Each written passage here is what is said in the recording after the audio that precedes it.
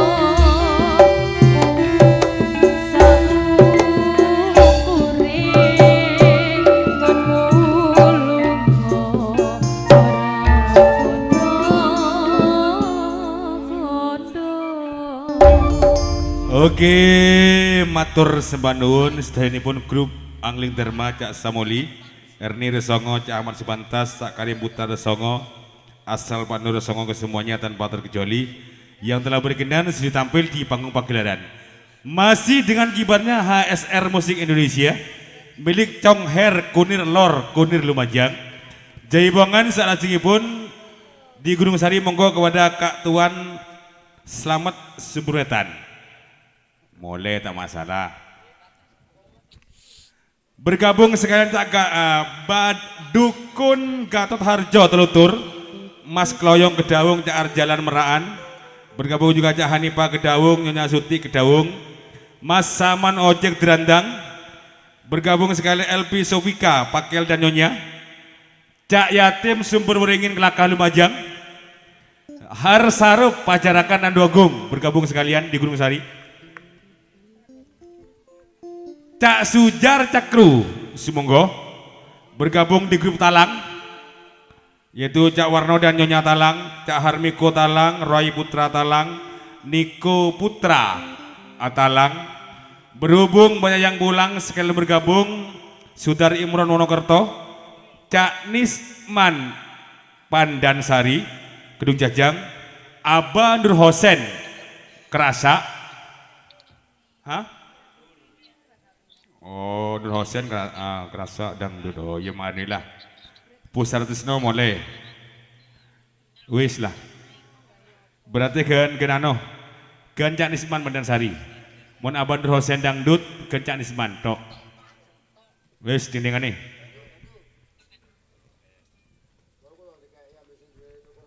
Mau ayo tabuhi kena.